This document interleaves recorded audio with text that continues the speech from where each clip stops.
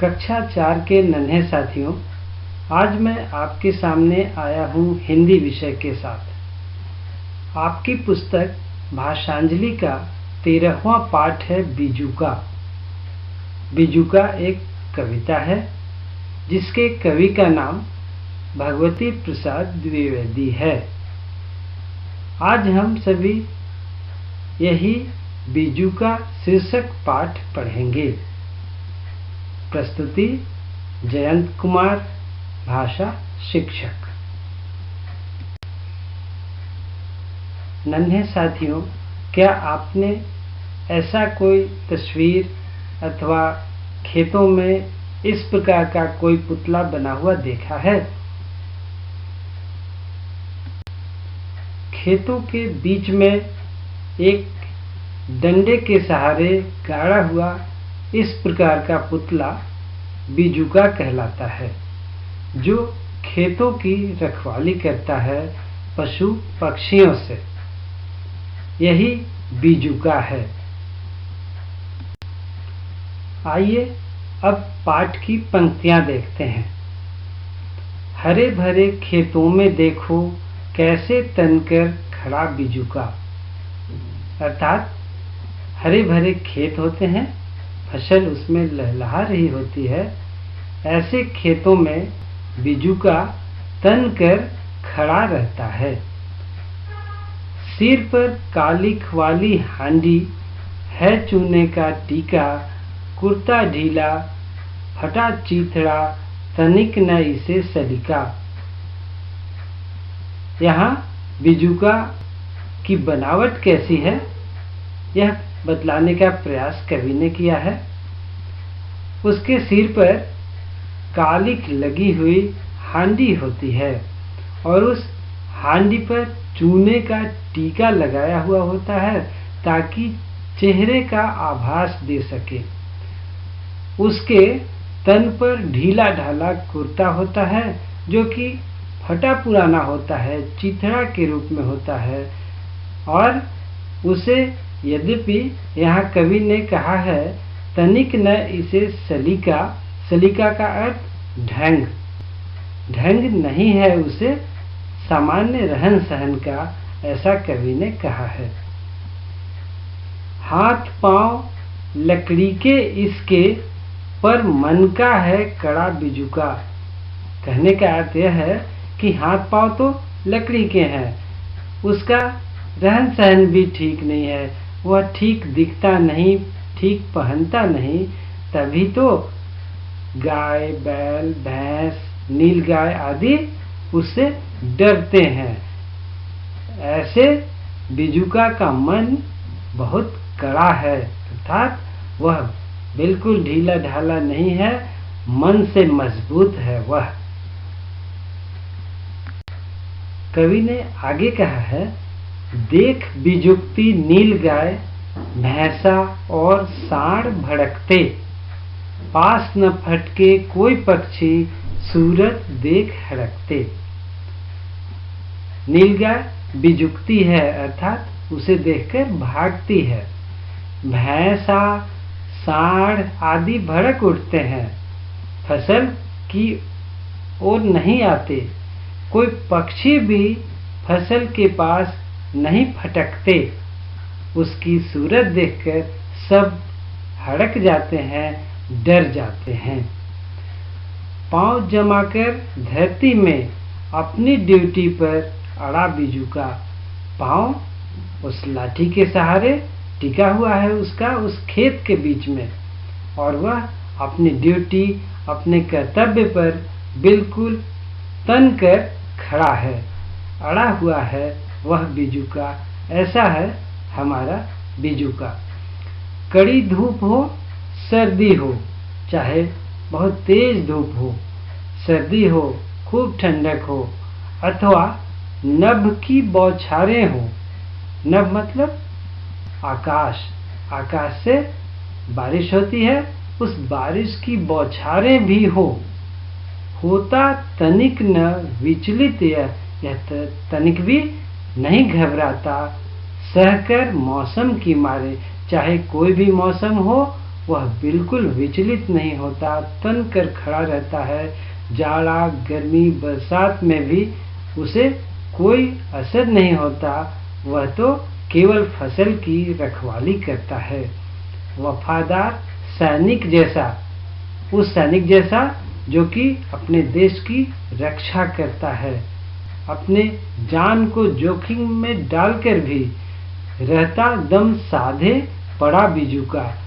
एकदम दम साध कर वहाँ पर बिजुका खड़ा रहता है, अपनी ड्यूटी पर तैनात रहता है। ऐसा होता है बिजुका। है किसान का हमजोली, मतलब साथ साथ रहने वाला। वह किसान के साथ रहता है। और फसलों का रखवाला, वह बिल्कुल ऐसा रखवाली करता है फसलों का कि कोई भी पशु पक्षी उसके निकट नहीं आते। सब कुछ देखा करता है यह, मुंह पर डाले ताला। क्या आपने कभी बिजुका को बोलते देखा है? नहीं ना। बिजुका केवल दम साधे खड़ा रहता है, सब कुछ देखता है और केवल फसल के दुश्मनों को भगाने का काम करता है। ऐसा है यह बिजुका। है बदरूप, उसका रूप सुंदर नहीं है। उपेक्षित, उसे एक किनारे में छोड़ दिया जाता है। उपेक्षित वह रहता है, फिर भी दोस्त खेत का बड़ा बिजुका, लेकिन भी खेत का बहुत बड़ा दोस्त है बिजुका। वह फसलों को नुकसान होने से बचाता है, इसीलिए तो वह किसान का हमजोली है, दोस्त है, मित्र है। तो नन्हे साथियों, कैसी लगी कविता आपको? इस कविता को आपने ध्यान से सुना ना? अब इसके बाद इस कविता पर आधारित कुछ प्रश्न मैं पूछूंगा। आइए अभ्यास के प्रश्न के साथ। सबसे पहले बातचीत करनी है हम लोगों को। इसमें पहला है यह कि इस कविता में बिजुका की वेशभूषा की बात की गई है तथा उसके महत्व की कहानी छिपी है। मान लीजिए आप ही वह बिजुका हैं। अब अपनी कहानी सबको सुनाइए। इसकी शुरुआत आप इस तरह से कर सकते हैं। मैं एक बिजुका हूँ। मैं हांडी और फटे चीथड़ों से बना हूँ। मुझे एक किसान ने बनाया है। उसने मुझे अपने खेत में लाकर खड़ा कर दिया। किसान मुझसे अपने हरे भरे खेत। अब इसके आगे आप देख रहे होंगे, इसके आगे के शब्द, आगे के वाक्य आपको पूरा करने हैं। इसे एक कहानी का रूप दे देना है। दूसरा प्रश्न, बिजुका किसानों का हमजोली है जो उसकी मदद करता है। किसानों के कई ऐसे हमजोली होते हैं जिनसे उन्हें मदद मिलती है। उनके बारे में आप अपने दोस्तों के साथ चर्चा कीजिए।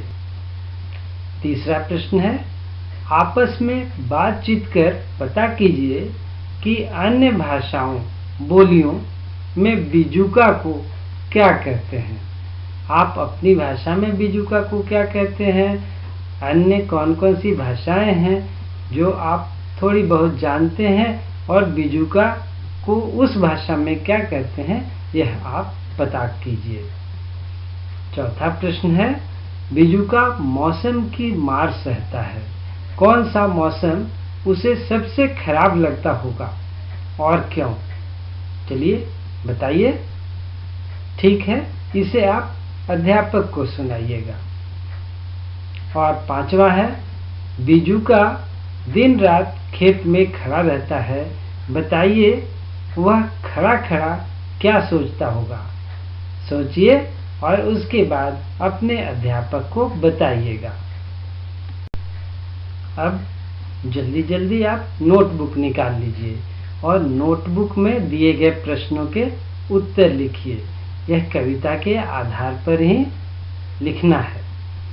पहला प्रश्न, बिजुका की सूरत देख कौन कौन हड़कते हैं। दूसरा प्रश्न, बिजुका के नहीं रहने पर क्या होगा। तीसरा प्रश्न, बिजुका किन चीजों से तनिक भी विचलित नहीं होता। चौथा प्रश्न, बिजुका खेतों का दोस्त है कैसे। इसे आप अपने नोटबुक में उत्तर लिखिए। पहले प्रश्न का उत्तर मैंने लिख दिया है कि बिजुका की सूरत देख कौन कौन हड़कते हैं। कविता में यह है कि नीलगाय, भैंसा, सांड, पक्षी आदि उससे हड़कते हैं। इसी प्रकार आप अन्य प्रश्नों के उत्तर भी लिखिए। और प्रश्न देखते हैं। नीचे दिए गए शब्दों के विपरीत अर्थ वाले शब्द लिखिए। विपरीत अर्थ वाले अर्थात विपरीतार्थक शब्द, उल्टे अर्थ वाले शब्द आपको लिखने हैं। और एक प्रकार का और प्रश्न है यहाँ, नीचे दिए गए शब्दों के समान अर्थ वाले शब्द लिखिए। समान अर्थ वाले का अर्थ ठीक उनके अर्थ वाले ही, पर्यायवाची शब्द भी इन्हें कहते हैं। देखिए मैंने आपके लिए एक का हल कर दिया है। तनकर का विपरीत अर्थ वाला शब्द होगा झुककर। इसी प्रकार अन्य शब्दों के भी विपरीत अर्थ वाले शब्द आपको लिखने हैं। उसके आगे वाले प्रश्न को देखिए। नीचे दिए गए शब्दों के समान अर्थ वाले, तो तनिक का अर्थ होता है थोड़ा। इसी प्रकार अन्य शब्दों के भी समान अर्थ वाले शब्द आपको लिखने हैं। तो साथियों, आप सारे प्रश्नों के हल लिखकर अपने अध्यापक को दिखाएंगे। और आज का यह पाठ अब समाप्त होता है। अगले वीडियो तक के लिए धन्यवाद।